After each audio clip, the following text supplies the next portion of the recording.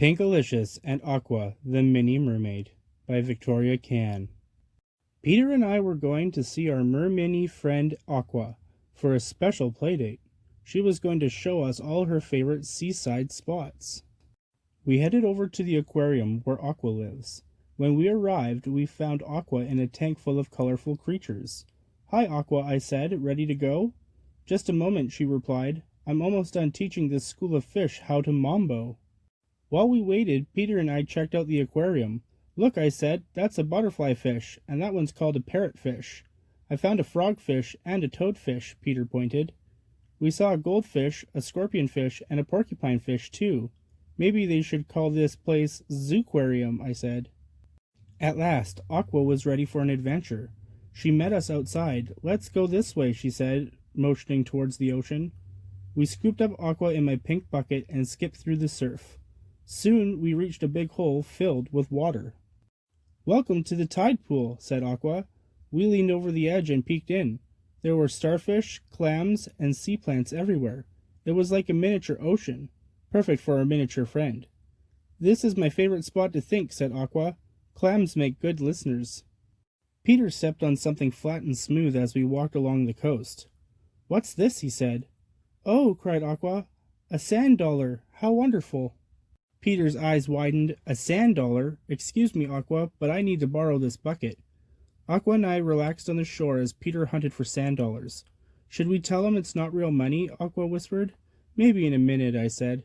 Just then we heard a big rumble. "Oh, the waves are loud today," Aqua marveled.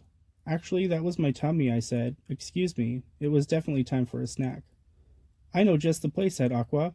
Our mermaid guided us to a grove of palm trees where there were more coconuts than you could count.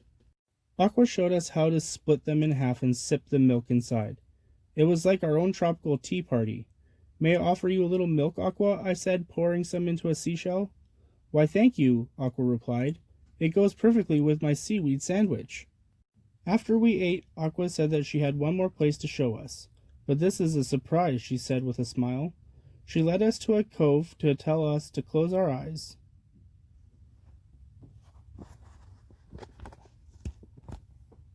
After we ate, Aqua said she had one more place to show us. "But this one is a secret," she said with a smile. She led us to a cove and told us to close our eyes.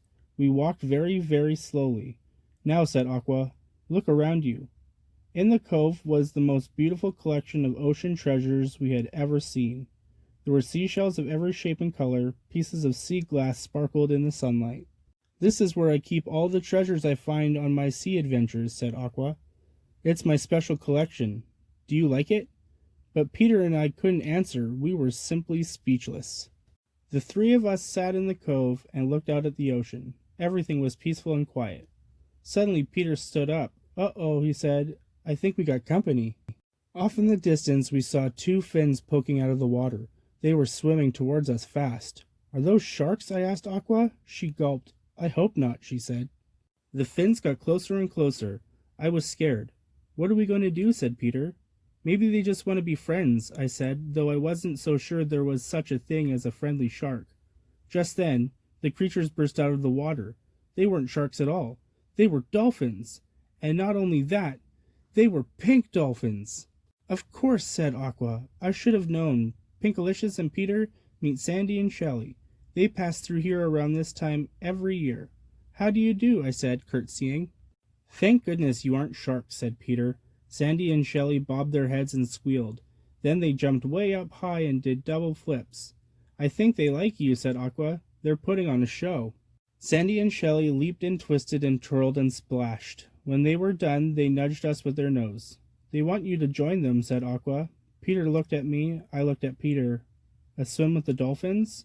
How could we resist? As the sun began to set, we knew it was time to go home.